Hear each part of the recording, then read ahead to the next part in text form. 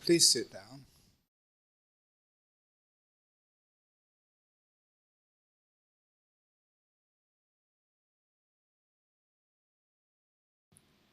Most venerable members of the Sangha, Venerable Ajahn Brahm, Honorable Prime Minister, Honorable Ministers, special invitees, ladies and gentlemen. This is a special session organized for the benefit of professionals and the officers from the government. It's wonderful to see such a large crowd at this evening. At the outset, we would like to thank the organizers of the 7th World Buddhist Supreme Conference, which started a few days ago in Sri Lanka. And Venerable Ajahn Brahm was here for that program. And a special thank to the Honorable Prime Minister for inviting him to deliver 2 speeches at Temple Trees. Thank you very much, sir. If not for you, this wouldn't have happened. And providing this beautiful location for the event. And a special thank to the team of the Temple Trees who worked tirelessly to make this event possible. And it's over to you, Bhante. We are very fortunate to have you again. A few years, last time you spoke about, I think 4 years ago. And you have a large following here, as you can see. Over to you, Bhante. Thank you. Thank you. Thank you. And Venerable Sirs, it's very nice to see you again. And brothers and sisters in the Dhamma, it is a privilege to be here once again.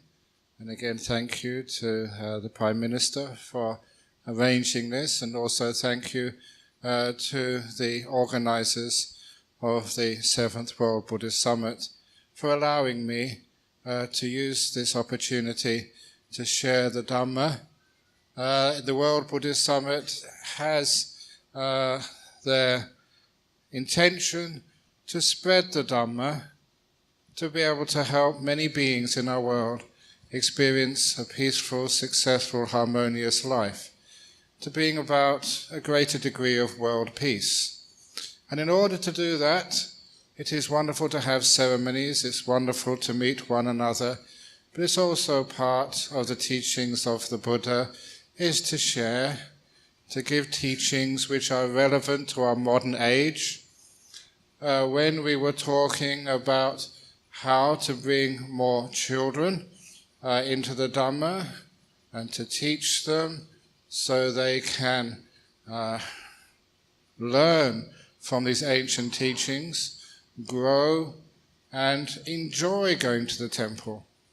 But today the emphasis is on professionals, those who are in business and in other areas such as the civil service, in governments, so that they can use these teachings of the Buddha in a way which enhances their work experience, which increases the economy, their GDP, because in my life I have found that these teachings of the Dhamma, they can enhance, increase the benefits, the experience of all parts of our life, including in business.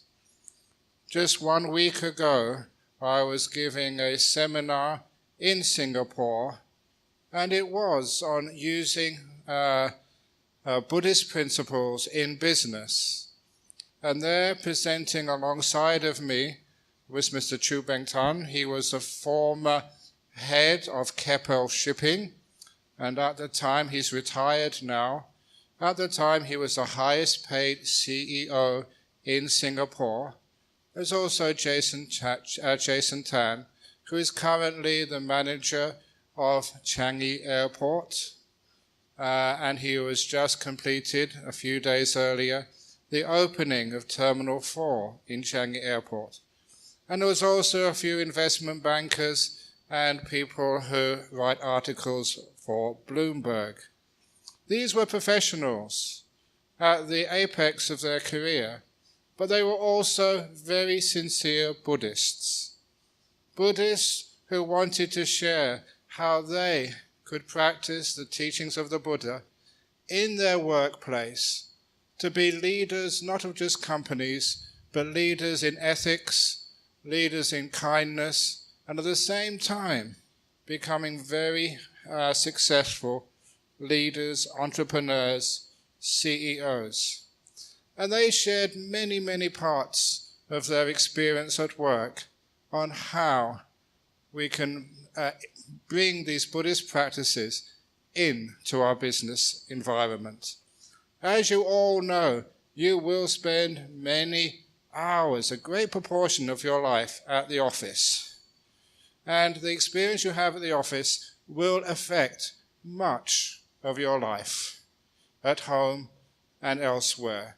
So how we can enhance our work experiences, we can employ many of the Buddhist principles in order to be successful without getting things like cardiac disease.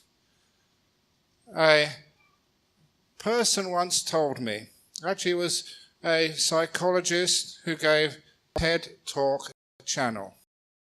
And on that TED Talk channel, they were comparing, why is it that some CEOs in major businesses, some do have cardiac disease, while others are very healthy? Is it the fact that some people have more responsibilities, more worries, or is there some other reason? And doing her research, she found out quite convincingly that it is not the amount of work or stress which you have to deal with in positions of leadership, but it is very much how you deal with that stress, with that decision-making in leadership positions.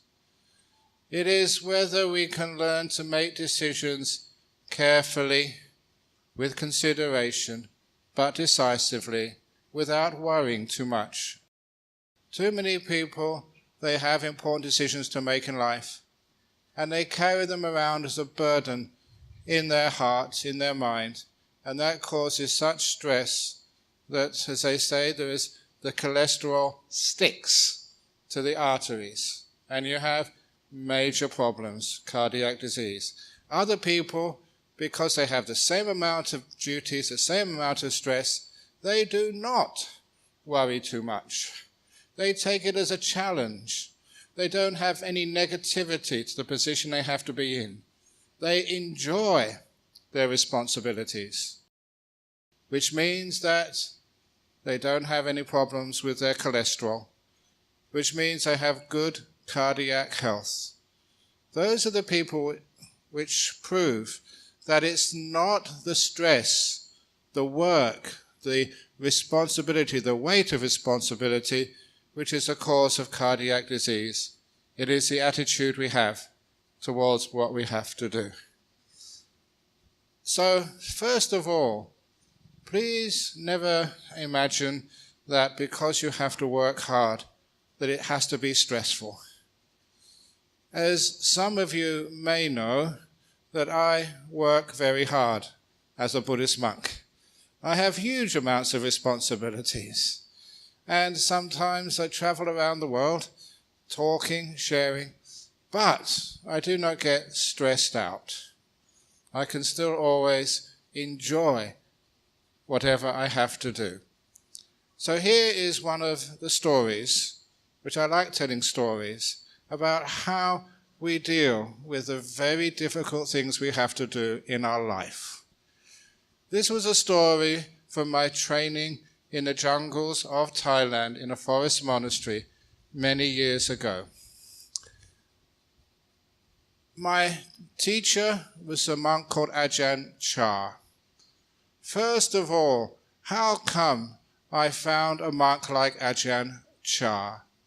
Now, you may know that I'm an English-born monk. When I went to Thailand and I found there was a monk, Ajahn means teacher, like Acharya, whose second name meant tea, Cha, I thought that's the monk for me.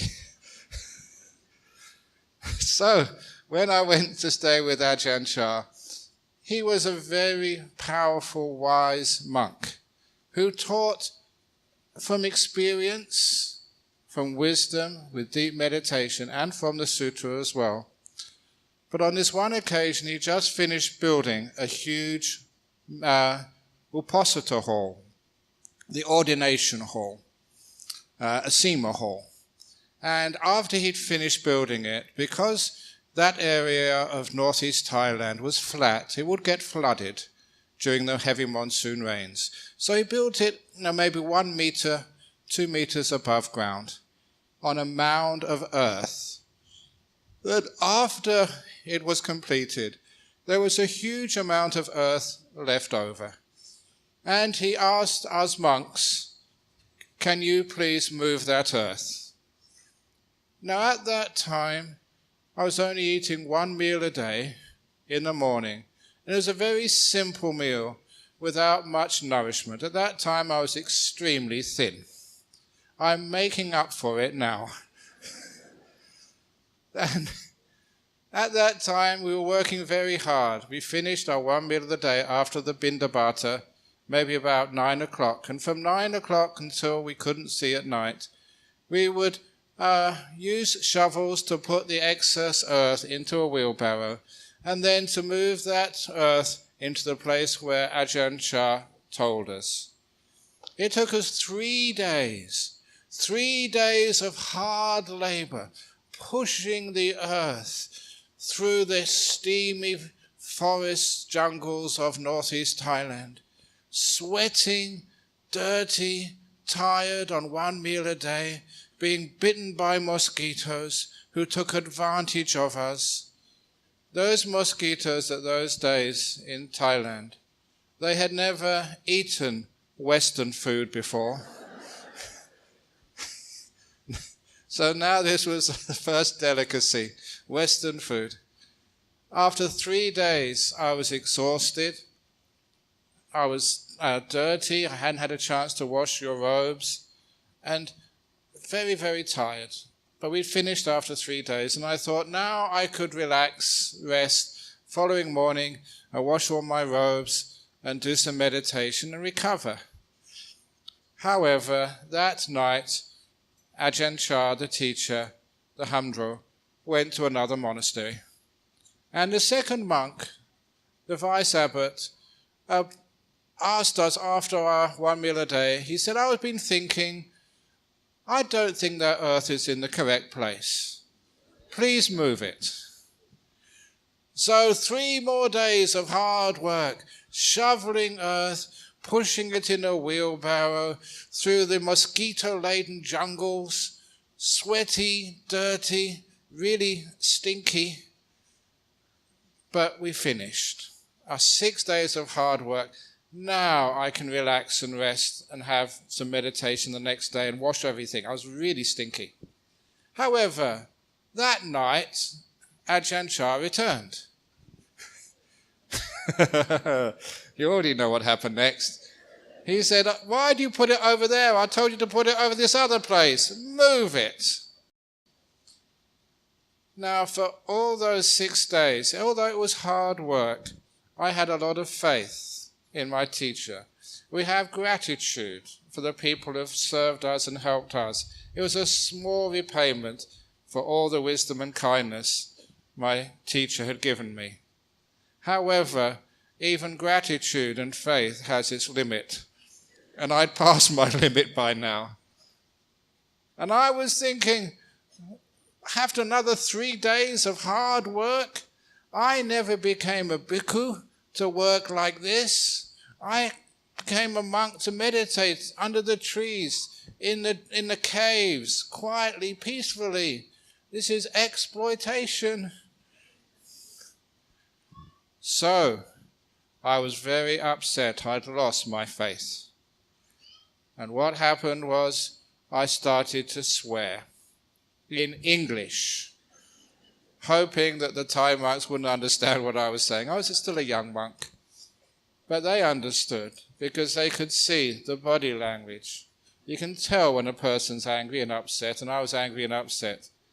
And it was at that point one of the monks came up to me and gave me a wonderful teaching, which I'm sharing with you now, of how to deal with the stress of your work life. He told me, pushing the wheelbarrow is easy. Thinking about it is the hard part. Pushing the wheelbarrow is easy. It's thinking about it is the hard part. And how true that was for me. As soon as you stopped thinking and complaining, pushing the wheelbarrow became so easy. To me, the stress was not the hard work, but the thinking, the negativity, the complaining about it inside. And to this day, whatever task you have to do at your work, doing it is the easy part. It is thinking about it. That is the hard part. Whatever decisions you have to push through government, whatever strategies you have to decide in your company, whatever you have to do in your life, you will always find that thinking about it overmuch is a problem. Doing it is very easy. So that's where I learned just how to deal with anything which I have to deal with in life. Giving talks, being jet-lagged, going and having my photograph taken, which I don't know why. When I was young and handsome, I wanted to take the photograph of me. Now I'm old. But whatever we do without complaint. But we do have to make decisions sometimes. And when we make decisions which will affect ourselves and many other people, I've often noticed the decision-making processes in a company are sometimes flawed. That decision-making in a company has to be considered. And as the Buddha said, whenever we make any decisions, we should always consider what he called the 4 agati, to make sure that we are not acting out of lobha, dosa, moha, and also the last one, fear. So lobha, dosa, moha, I think you all know, is like greed, ill will, or stupidity, delusion. To make sure it's not just in our personal interest, it's in a greater interest, for our company, our country, for the people who work for us. And also not from ill will. We're not doing this out of spite and not out of delusion, stupidity. We gather as much information as we possibly can so we're well informed. And lastly, we're not acting out of fear. And acting out of fear is one of the reasons why people do not make good decisions. They're afraid of what other people will say about them. They're afraid of their personal reputation. If it is something which you really believe in, which you know you should do for your company, for your country, for your religion, whatever it is, it's something which you feel very deeply about, please don't act out of fear. Because you find that fear stops people, stops companies innovating, progressing, and stops people taking chances. This is something which I learnt when I was a student at Cambridge. We found that many people, including myself, had some ideas, experiments to perform, things to try. And when I was at Cambridge, they would never say, no, that will not work. They would always say, give it a try, see what happens. You're always encouraged to give things a try without fear. 1,000 experiments, 1,000 ideas, 999 of them would fail. But the one which worked would push the barriers of knowledge further, would invent, see new dimensions, new things, new applications. It was called innovation. So people were encouraged to try new things, to go to new places, to see new things. That was not acting out of fear. But of course, you have to be responsible when a person does make a decision in business. We worry so much, we expend so much of our energy before we make decisions. And one thing which I have discovered, which is an important part of the Dhamma, is that once you've made a decision, really it is not a right decision or a wrong decision before you decide. It's after you decide. You make it a right decision. Or because of heedlessness, you make it a wrong decision. Once you've made the decision to go left or to go right, that is where you put most of your energy and commitment to make sure that it's a decision which will work. You put the effort in to after you made the decision. So in companies' decision making, we commit, after we made that decision, to work really hard to make sure that decision is going to work. We don't worry too much beforehand, but we certainly worry afterwards once a decision is committed to. But of course, it's tough in business, and especially many people complain about bosses and what they call bosses from hell. Difficult people which you have to deal with. And first of all, sometimes you can ask people, are you one of those difficult bosses to deal with? Because we always complain about others. But in here we have many bosses, many leaders. Are you one of those? Be honest about it. Are you difficult to deal with? And of course, if you're honest, as many of you are difficult to deal with. And why is that? This is not of personal failing. It is because a person who is in positions of authority have to make decisions quite quickly, and are decisions which can be disagreed with by many people, agreed with others. You have to take that responsibility to use your experience and wisdom to say, this is the decision which I have to do. It is one of the reasons why that in the discussion I had with business leaders, we had to encourage everybody to have empathy. Have empathy for a person in authority and the limitations which they have, and whether you could do the same in such a position, or you could do better. As a young man, I used to love cricket, and I use cricket similes here because this is Sri Lanka, and this is, well look, let me say it this way. When I went to give a talk in Adelaide one time, I was only there for one day, and it was in the Sri Lankan temple, hardly anybody came to my talk. Because at that day, Sri Lanka were playing Australia in a one-day international. And unfortunately, the competition was too strong for me. So they went to the cricket match instead. But have you ever been watching a cricket match and think that the batsman or the bowler are hopeless, and you think you could do much better?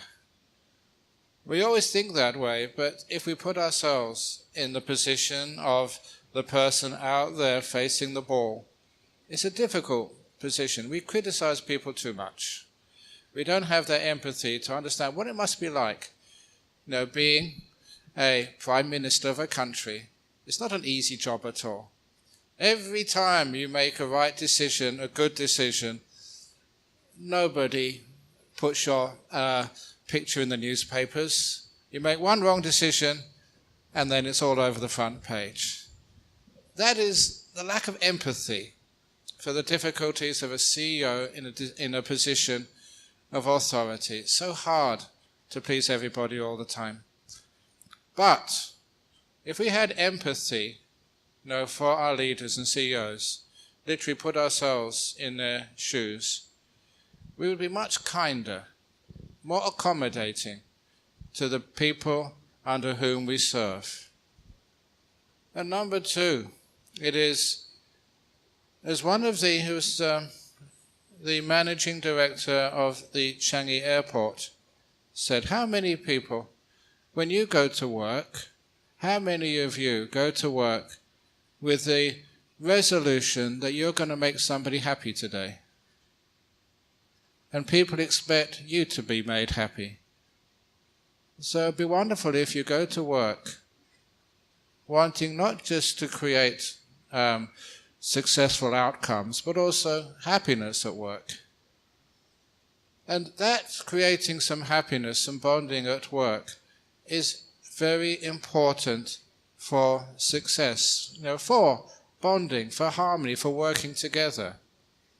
Even people in small jobs. There was one gentleman who was a bus driver, and he told me that this was a dead-end job, that he was just driving a bus all day, and what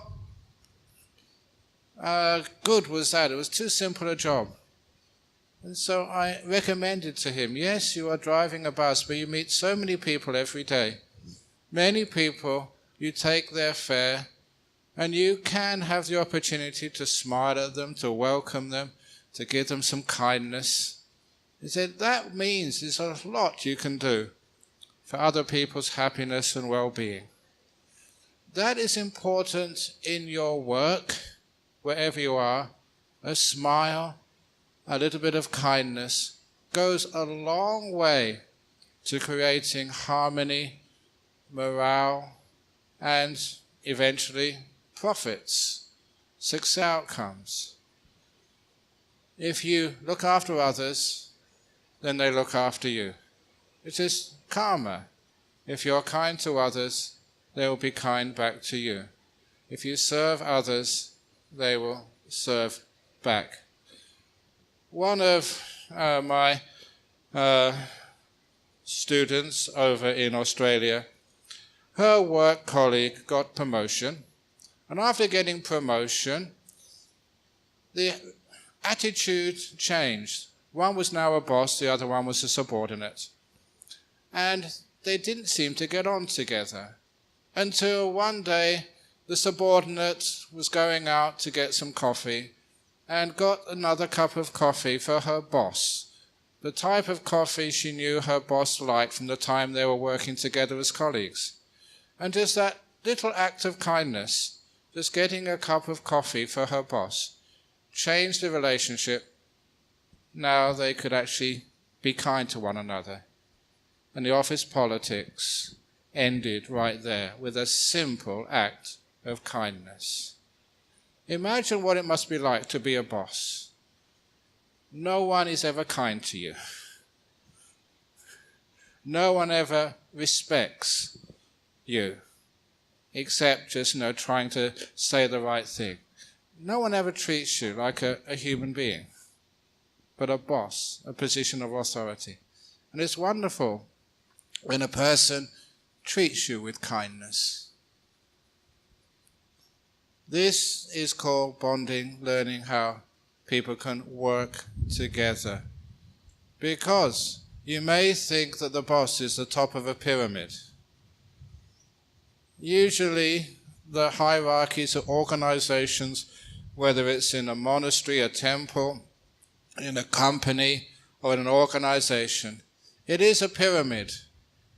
But the boss is at the bottom of the pyramid. Imagine an inverted pyramid with the apex at the bottom. Because it is the boss, the CEO, the Hamdro, who supports everybody else. They have a lot of weight and responsibility on their shoulders, which is one of the reasons why we should have empathy for the people who lead. But those people who lead, first of all, there comes a time, in your positions of leadership, where you realize the amount of money which you have, you will never spend. The government will spend it, your children will spend it, the charitable organizations which you support will spend it. There's only a certain amount of money which you will spend. After a while, you realize your continued work is not spending for you, it's spending for others. Charity, giving. Even so, we still love working, simply because it is giving. It is giving to our community, and even paying taxes. When you pay taxes because you work, you'll see the results of those taxes in the hospitals which you pass, in the schools which your taxes support. Your hard work is doing good karma for the community, for the society. Sometimes that we find that the hard work we do does have an effect on our society. The taxes built this big hall here, where I can give a bhana this afternoon. So never think that the money which you pay to taxes, the money which you earn, is just for yourself. It never is. It's always for others as well. And that should give you lots of happiness. Sometimes the goodness which we do in our work, in our society, in our companies, sometimes we fail to appreciate the results of our hard work. It's not just for ourselves. It's not just even for our family. It will always be to so many other people in our community. Even the people who you employ. That your organizations, your business employs many people, which gives them livelihood, which means they can give their children a good education, they can live comfortably, they can save enough for any difficulties which they have in their life. There's so much which they can do because you supply them with employment. It's not just making money. It's making society. It's making community. It is serving the people in our world. Many people sometimes complain that business is greedy. It is not greedy. As Cheng Beng Chu, the former head of Keppel Shipping, CEO, said, companies are not corrupt. People can sometimes be corrupt, and that's why we have laws to restrain that. But companies provide a service for our world. And without them, there would be no employment. There would be no possibility to have aircraft which can fly people like myself around the world to share and to teach. It is important we have companies. However, we have to make sure that the experience we have at work is always going to be a positive one. Now, there is something which is important in which Buddhism can add to the work experience, and that is that one other way of dealing with workplace stress, and it's the stress in the workplace which causes people to be irritable and grumpy. You get grumpy, you have office politics, disagreements, mostly because people are tired. If we can somehow lessen the tiredness, so we're not so exhausted at work, if we can somehow find an easy method to do this, then we'll always find the workplace experience is much more positive, but also much more efficient. There was an article which I read in the business pages recently about people seem to spend more and more and more time at work, longer hours. And they were also saying that this has to be the way of the future. The competition is so tough that we have to work longer and longer hours. However, I disagree with that. Because in order to be productive, which is what we're really talking about, how much work can you get in one day? It's not just the length of time, it's also the efficiency. And this is something which I noticed many years ago, that productivity goes down in the afternoon when you start to get exhausted. You may see that with your children. If they're doing assignments, homework, there comes a time, they're doing the homework on computers these days, there comes a time when they're looking at a screen for 10, 15, 20 minutes, they're not producing anything at all. Their brain is not working because they're exhausted. And it's the same in the office. You may have to write an email. You have to consider a decision which may be quite crucial for your success of your company. And there are times when your brain is so clogged with tiredness, you can't think clearly.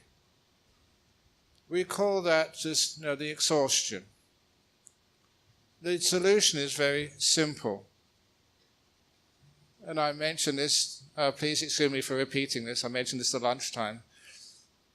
The simile is with the glass of water. This is now part of the training in Harvard Business School. How heavy is this glass of water? I gave this simile once at Imperial College in London, and some smart aleck said about 85 grams. These were engineers. He said, this is not what I mean. How heavy is this glass of water? After 1 minute, my arm becomes tired. After 2 minutes, I'm in pain. After 3 minutes, I'm in agony. And I'm not a very smart monk. What should I do when it starts to get too heavy to hold comfortably? You just put it down and rest. After 1 minute of rest, I pick it up and it feels much lighter. It's the same weight, but because I've rested, I can handle it much easier. Harvard calls this an investment in time. For rest for a few minutes, those few minutes, 15 minutes, 20 minutes, which you relax. You don't try and figure out solutions to problems. If you know how to meditate, you meditate. If you just want to just go for a walk, go for a walk. You relax. That is 20 minutes, half an hour, which you're not working in a sense of doing the job which your boss wants you to do. But in that half an hour which you relax, your brain is recharging, re-energizing, which means in the afternoon you get 3 hours work done in 2 of high quality, no mistakes because your mind is clear. It is something very simple which we noticed as Buddhist monks who meditate, who are mindful, who learn ancient wisdom, that learning how just to relax and put things down is not wasting time. It is making time. One of my friends in New York, he meditates 1 hour every day, except when he's busy. And when he's busy, he meditates 2 hours a day. In other words, he needs to be very clear, very precise, very productive when he's very busy. So this is one little method where Buddhism can affect our business, make it more effective, more productive, with less stress. The classic win-win situation. But more than dealing with stress that way, there's another part of business which is important called innovation. We live in a very competitive world. We have to learn just how to move our practices and our innovation further. Research and development is an important part of economic success. And in order to innovate, we need some new ideas. I'm not sure if you know where the ice cream cone came from.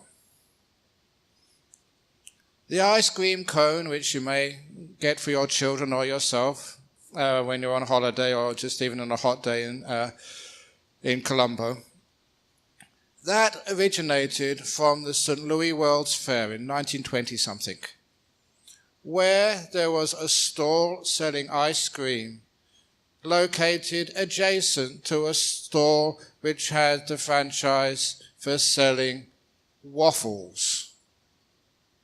And the two gentlemen, one selling waffles, one selling ice cream, were talking to one another, became friends, and they decided why not combine these two different types of food which had never gone together before. And they made the waffle into a cone, put the ice cream on top, and that was the origin of the ice cream cone. Two different foods synergizing together.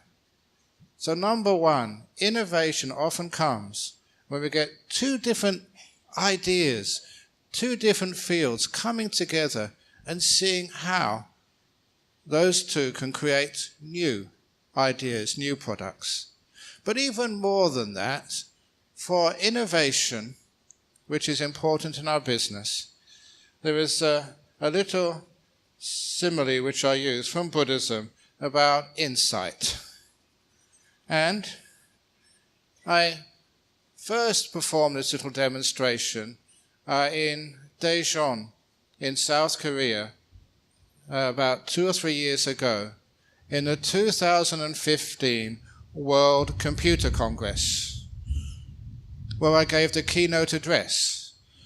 And there were many executives from Samsung, LG, the whole of the computer industry in that part of the world, Google obviously, and they were wondering, what is a Buddhist monk doing giving the keynote address at the World Computer Congress? And so I answered them. I said, if you have another technology expert teaching you more of the same, where is the innovation? Where is the progress going to happen? Sometimes we need to have fertilization from outside our industry, from outside our sphere of experience, in order to try and see things from a slightly different way. I was talking about insight. And this is what I was talking about. I got out a glass of water. It was actually a bottle of water. And I asked the audience, please describe what I'm holding up. And somebody shouted out glass, maybe about 8 inches high, circle at the top, with a stem on the bottom. Yes, keep on looking. What do you see here? And after about 3 or 4 minutes, they'd exhausted the description of what they saw here. You say glass, you say water, you say 80% full, you say heavy. It's more than that. The longer you look, the more you see. After a while, you exhaust what you've been taught. Once you've exhausted your knowledge of what you think this is, then you can start to see it afresh. Once you've exhausted what you've seen. There's something which we say that your learning, your conditioning, is what stands in the way of seeing new things, new opportunities, new angles, new products, new ways of dealing with business. There's always opportunities. If you, instead of seeing things as a glass, you can see things as something else. This is not a glass of water for me. I haven't drunk this. I'm not thirsty. This is my visual aid. You use it for different things. So that is innovation, looking at new ways of doing things. So in this way that we do have ways of dealing, with competitive business in today's world. But also we have the difficulty that in any business environment that we have to sometimes give what is called performance assessment. In other words, we have to see somebody in our business who's not arriving at work on time, who's not performing, who's not fitted to the job which they have been given.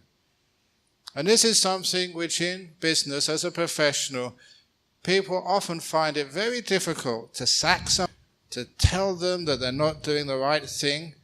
Even as a hamdro, sometimes I have to tell monks with great compassion that you're getting up too late, that you're not in time for the alms round, that you're snoring when you're meditating, you're chanting out of key. We have all those things in the mind. And instead of just, being compassionate, be kind, just let it be. Of course, that's not good for the temple. It's not good for myself. It's not good for them.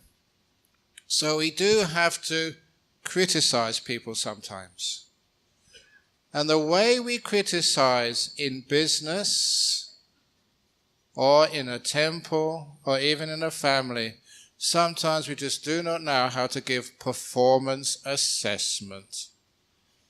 And the Buddha was very clear with the ways of right speech. Before you criticize somebody, first of all, make sure you're not doing the same thing yourself. Otherwise, people don't take you seriously. Even when I was a school teacher for 1 year, the rule in the school was that no child, no student was allowed to smoke. And the students complained to me because as soon as they knocked on the staff room door to ask something from a member of staff, there were billows of cigarette smoke came out of the staff room door. And of course, you have to be true to what you do. You have to be authentic. Otherwise, you have no authority. So, first of all, to make sure that, you are not guilty of what you accuse other people to do. And also, to make sure that you have the facts. That you are not misunderstanding, the situation. Because sometimes when a person, you think they may be just late, maybe they were at another appointment, maybe helping the company in some other way, please find out the facts. Don't criticize people too quickly. To make that point to make that point, many years ago, there were some scandals in the Sangha. There were monks in Thailand who were accused of having mistresses and found out to be true, so they had to be disrobed. So I used that time to show people just how easily we can judge unfairly. So what I did, I decided to make a confession myself. Ajahn Brahm. I said, some years ago, I spent some of the happiest hours of my life in the loving arms of another man's wife. We kissed, we loved each other so much, and she was married to somebody else. And straight away people said, that's adultery. We thought you were a moral man, Ajahn Brahm, and there you were kissing somebody else's wife. I said, yes, that was my mother. She was married to my father. I was spending some wonderful time in the loving arms of another man's wife. And I said that as an example of how we can add 1 and 1 and make 3. How we can jump to conclusions which aren't valid. So before you criticize anybody at work, please find out what's really happening, what the truth is. Otherwise, sometimes we get criticized and it's very unfair. And also, use kindness. And how can you use kindness? And this is what we call the sandwich method. You know the sandwiches, in Western food. Actually, we had sandwiches here the other day. 2 pieces of bread with a filling inside. The sandwich method works like this. There's somebody in your office who's not performing well.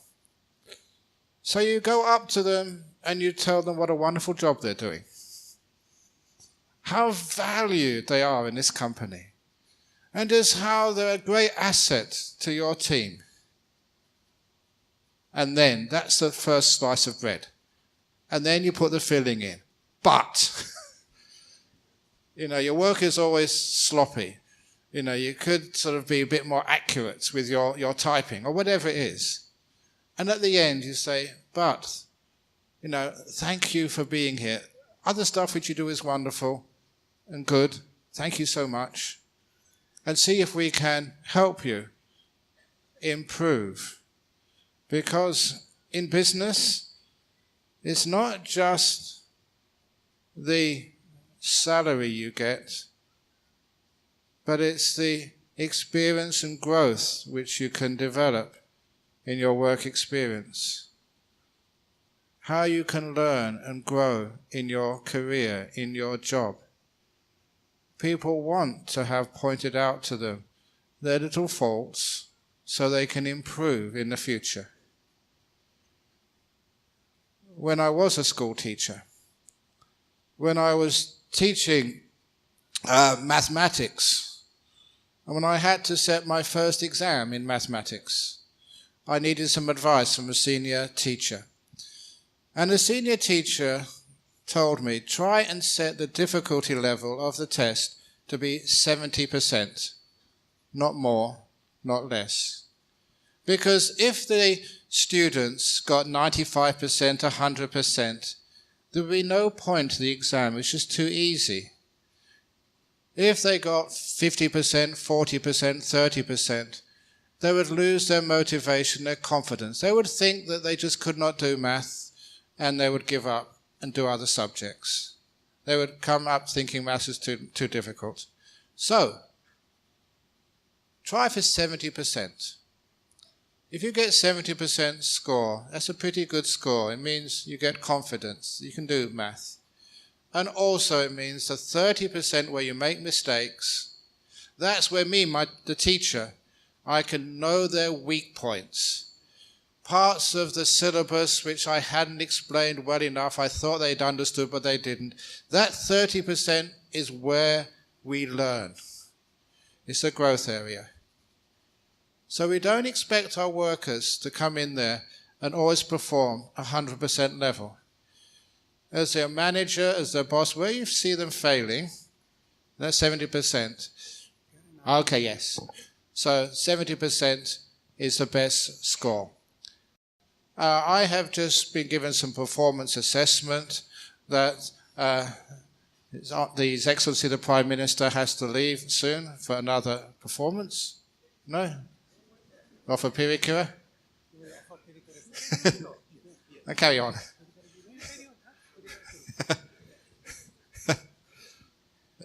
On behalf of all of us, he is presenting Pirikara because Pirikara, he has to leave. So, thank you for that.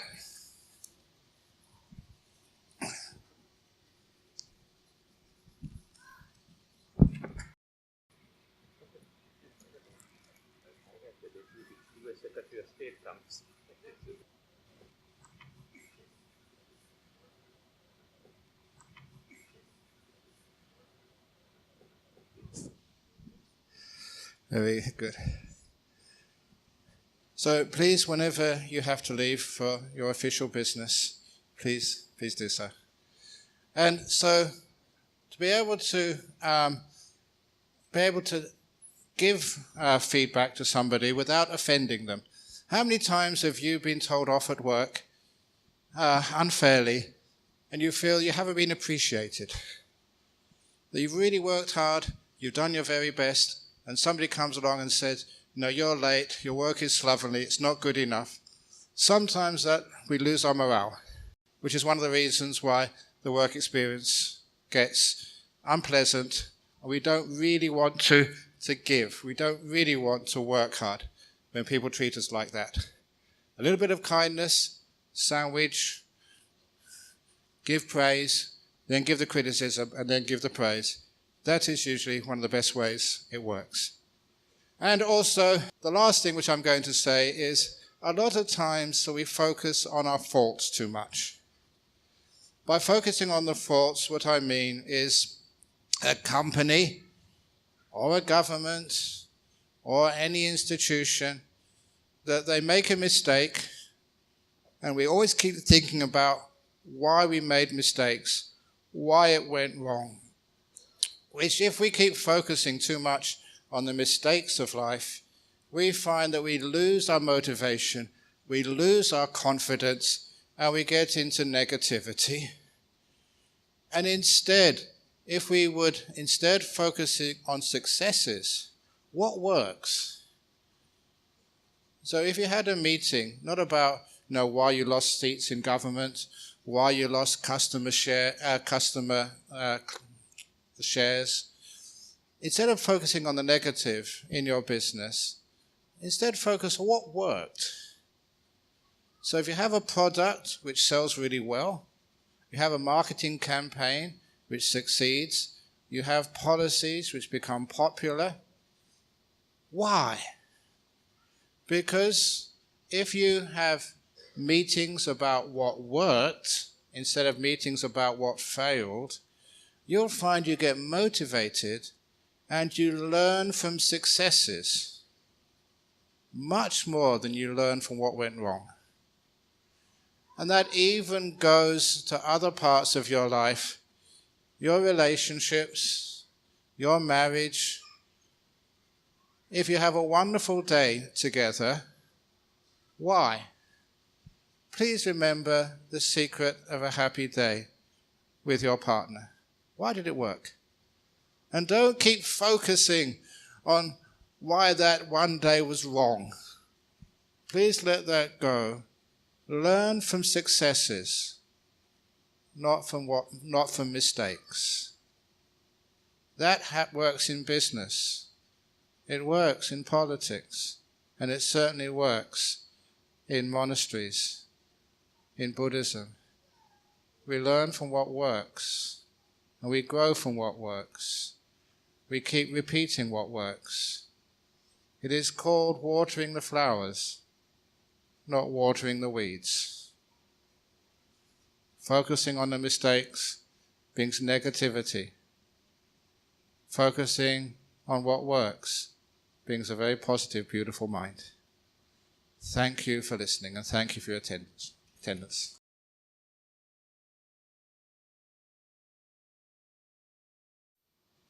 Okay, so is there an opportunity for some questions you have? Yes. Good. Thank you. To keep the day in place, we received few questions in advance. So we have selected few questions which we think will be useful to you. The first one is a naughty question, Bhante. Very good. The first noble truth is about unsatisfactoriness of life and dukkha.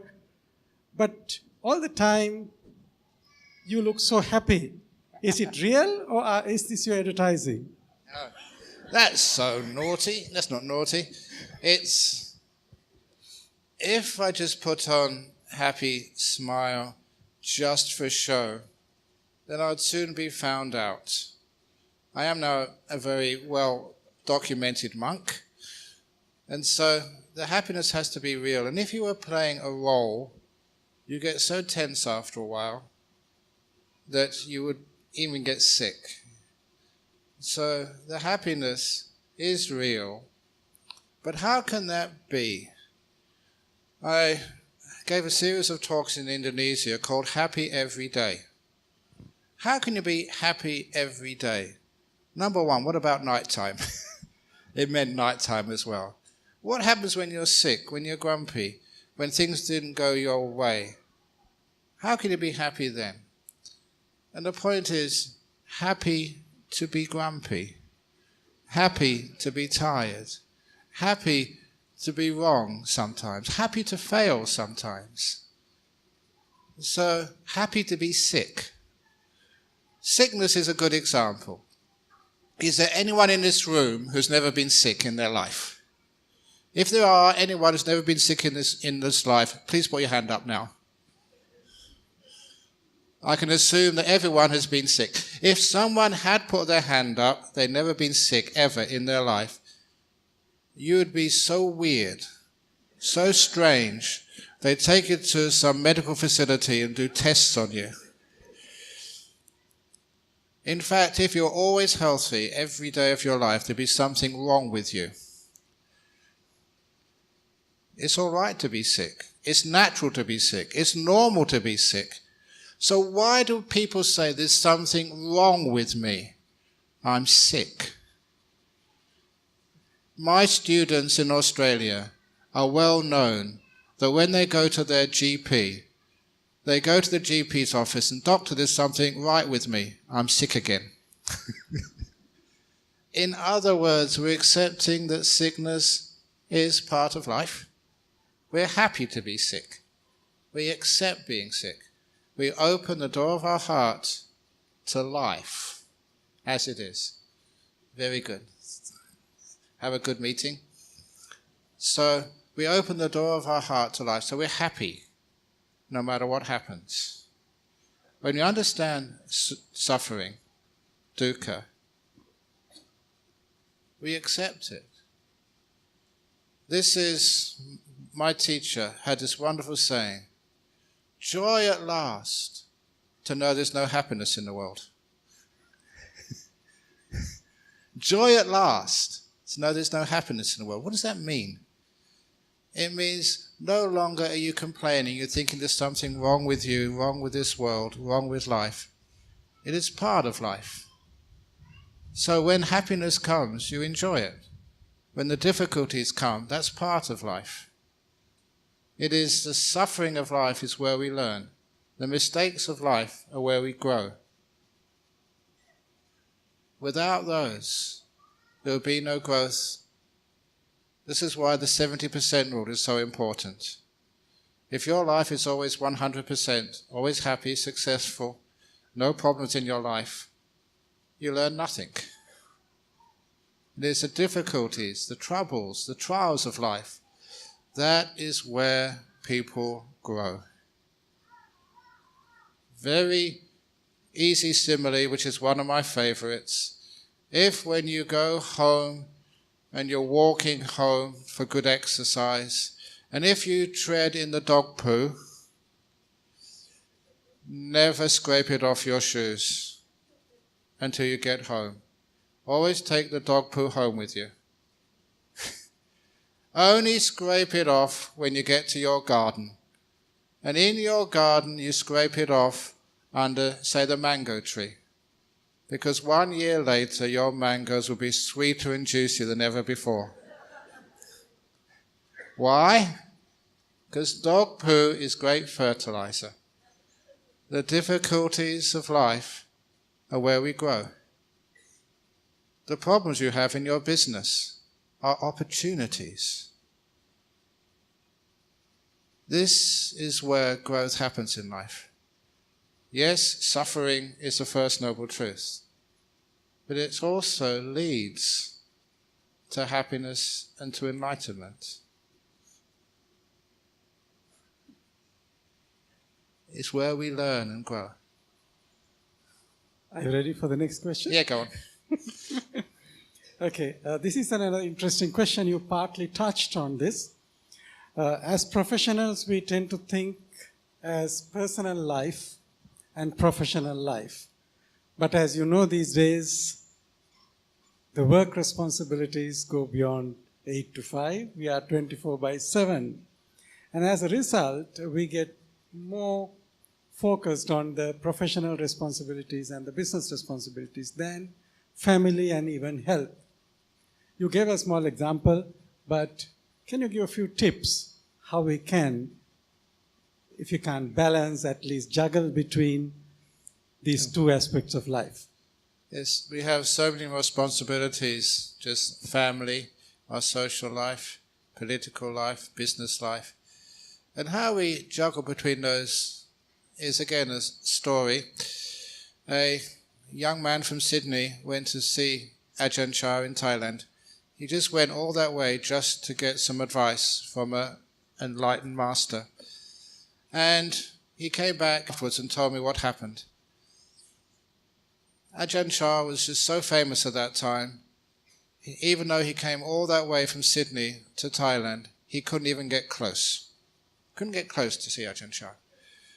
So he gave up after waiting 2 hours, realizing that his taxi was not going to come for another hour to take him to the station, the railway station, to get the ride back to Bangkok and the aircraft back home. So he decided to just go back and wait, and he saw some monks doing some sweeping. He decided to help out, do some sweeping, nothing else to do. And at that point, while he was sweeping, he felt an arm on his hand. And it was Ajahn Brahm, out of loving kindness, saw this man who had come such a long way and decided to give him a very quick teaching. He said, whatever you do, give it everything you've got. And he went away. And that little piece of advice meant so much. He went back and realized that was all the lesson he needed. When he was at work, he gave work everything he got. He never thought of his family or the dinner he was going to have in the evening. He gave work everything he had. When he was with his family, he gave his family everything he had. He didn't worry about work. When it was time to go to bed at night, he gave sleep everything he had. He was not concerned about the problems in his family or the problems with work. He gave sleep everything he had. When he was enjoying himself, watching a cricket match, he was right there in the cricket match, not worrying about his business or anything else. Whatever he was doing, he gave it 100%. When he was meditating, he gave that 100%. He said that made him a very successful businessman, a very happy family man, and also a very good meditator as well. Too much, we're at work, we're thinking about family. We're in the family, we're thinking about the cricket match. We're in the cricket match and we're thinking about dinner. We're in sleep and we're thinking about everything. So we never manage to get a good night's sleep. It's giving everything you have with what you've got. And the second story is, this is part of the training in the Human Resources Department of Cathay Pacific. It was a simple teaching of the Emperor's 3 questions, which is almost like the Dhamma in brief. Emperor's 3 questions, a story by Leo Tolstoy. An emperor was so upset about religions always arguing with one another, so he wanted to make it simple but practical. He realized he only needed the answers to 3 questions. When is the most important time? Who's the most important person? What's the most important thing to do? And after a long journey, which was the story which Leo Tolstoy told in the book of short stories, the answer was that obviously now is the most important time. And the most important person is the one right in front of you, whoever that happens to be. And the most important thing to do is to care. Those three answers become a meditation method which I've used to great success when people say that they're sick. What should I do? Whatever's in front of you, that's the most important thing to be aware of. Happening right now. Don't try and get rid of it to something else. And care for it. Don't try and cure it, get rid of it. Care for it. The HR manager of Cathay Pacific took that on board. Because in a service industry where you have clients in front of you, whoever they are right in front of you, they're the most important person in the world. Care for them. Be there for them. And then you can listen to them, you can hear them, and they know they're being listened to and given importance to. In the service industry, that changes everything. Even in the relationships which you have at work, you're in front of somebody, a client, it could be a supplier. When they're right in front of you, you have to connect with them, listen to them, hear them. And then they become the most important person in the world. They feel that, which means that you have a connection, you learn from one another, and your personal relationships grow.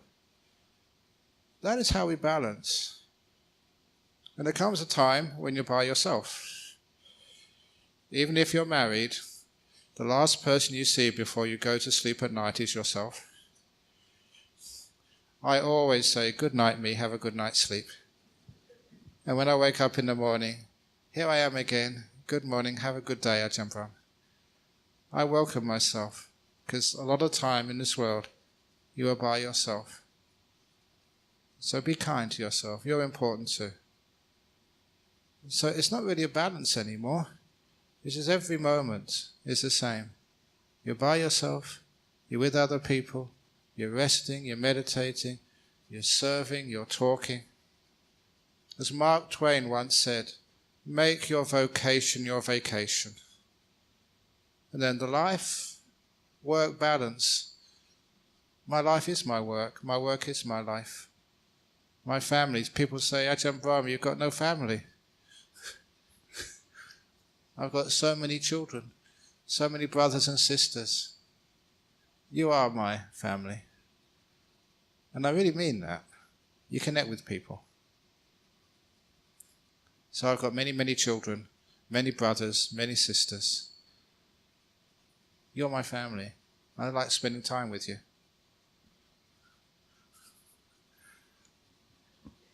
Okay, the next question.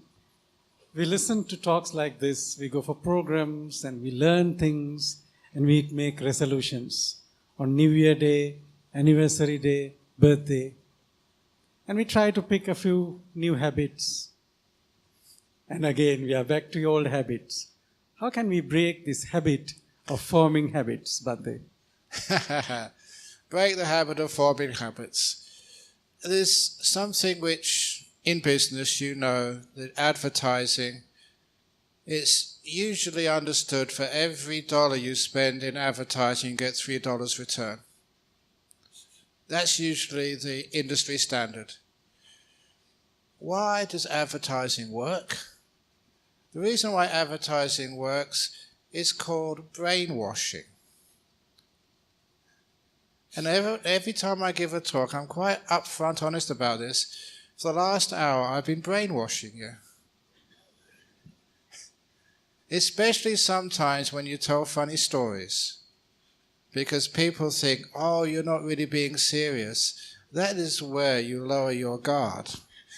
And the message gets in from underneath. Have you seen the advertisements they have on television? They're stupid, they're banal. Who would ever believe those things you see on TV? And I remember the time I was a student, I thought I was an intellectual. I thought I was smart. There was an advertisement on TV And I remember it to this day for St. Bruno tobacco. And this was a time where I didn't smoke cigarettes, but you had a pipe. You know, all intellectuals had a pipe. Albert Einstein had a pipe. So I decided, having a pipe would be very cool.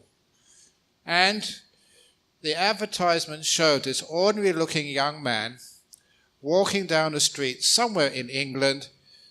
No one was bothering him. And then he took out a pipe, put the tobacco inside, lit it, and apparently the aroma of St. Bruno tobacco was irresistible to women.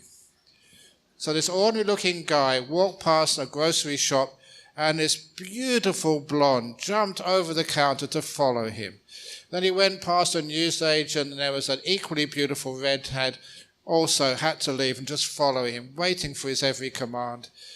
It was like a young man's fantasy. After about a few minutes, a whole bevy of beautiful women were following this guy, because St. Bruno tobacco, irresistible to girls. How stupid that was. Who would ever believe that? I did. I bought some of that tobacco and I went down the street in Cambridge smoking it, and the only thing to follow me was a dog.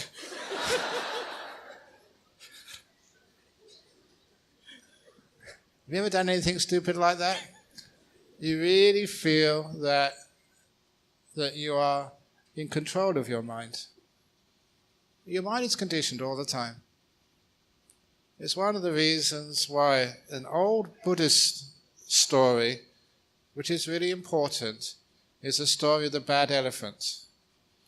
That was the title of my best-selling book in Germany. I mean, really, such a success in Germany. The elephant who lost its happiness.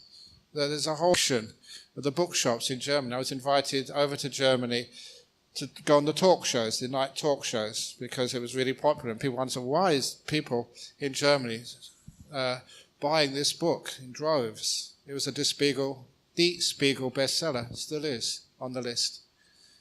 Elephant Lost Its Happiness is an old Buddhist story of a royal elephant who suddenly, for no apparent reason, started to become cantankerous, naughty.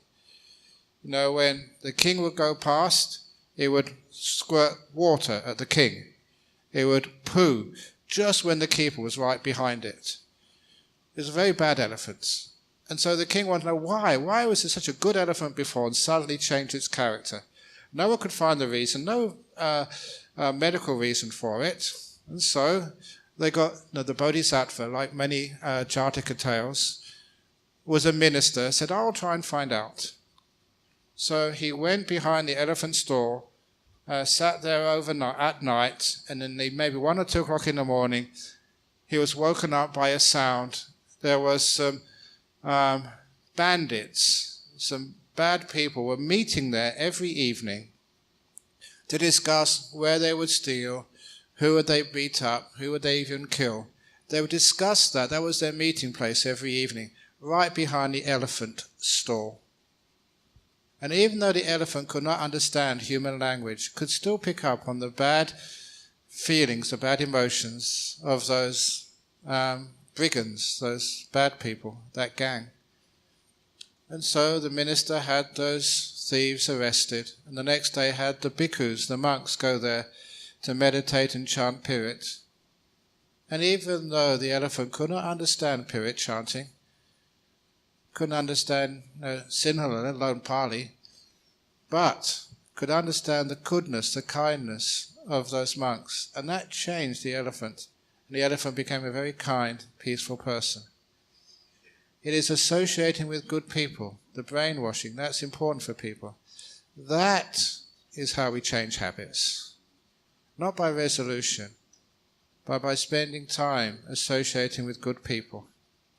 It's one of the reasons why people sometimes send their husbands to the temple for a week to do a meditation retreat, and they come back like servicing a car, new and improved. because they get off on the energy of the monks or the nuns. So this is actually just how habits are changed by associating with good people, with kind people. I think we have time for one last question out of all these things. I'll ask a generic question. When we work with people in offices, we tend to spend more time with people in office than with our family members. As a result, people in the offices tend to understand you better sometimes than your family members. Yeah. And this can sometimes tilt the balance of relationships. What's your advice? Well, an example was of an engineering firm in Birmingham some years ago, which won a business award. In just 12 months, when they enacted this strategy, they found that their turnover tripled, their profits doubled within 12 months. Profits doubled in 12 months. And the strategy they had was to ban all overtime. You could not take work back at the end of the day. And the reason that worked was, first of all, staff turnover went to zero. Nobody wanted to leave such a company. And anyone who's in business knows you get key members of staff. Sometimes they leave because of sickness or because of their work satisfaction is low. Or sometimes they just get poached by other companies with better offers. And it takes roughly about 6 months to 9 months to train somebody up to the same level of competence and experience to the person you just lost. Staff turnover is a huge negative economic and also productive loss to the company or organization. So number one, no staff turnover anymore. And number two, many people in the office are not working productively because they're worried about their children or their family problems. They can't give their attention 100% to the work. Once they could go home in the evening, it meant they could spend time with their family. The children saw them, their husband, their wife spent time together. The whole family experience was so positive. They could sleep well at night, and when they went to work the following morning, they were relaxed. They'd had a good night's sleep. They were ready to work the following day. Yes, they didn't work as long hours, but they were far more productive because they had rested. They weren't stressed out. They didn't have so much need for medical leave. A simple strategy like that, kindness, works. So lessening the amount of time you have to work creates more productivity. You get literally more out of your workers. When you send them home, go. They have to go home. Life-work balance is productive, both for the family and for the company. Yes. Talking about life-work balance, this is after a long weekend and tomorrow is work day. So I think with that, it's time to conclude this very interesting discussion. And there are some pirikaras to be offered on behalf of us by the Madam and to those who have been watching this program on live streaming, from tomorrow also at the same time, starting from 4:30, we will be live streaming another discussion with Venerable Ajahn Brahm. It will be more on general topics. Today, it was more focused on professionals and business leaders. Once again, thank you very much, all the people who made this event possible. And once again, our deepest, most sincere respect to Ajahn Brahm. Thank you very much, and have a pleasant evening. And until Venerable Brahmavansu leaves the hall, please remain in your seats. Thank you.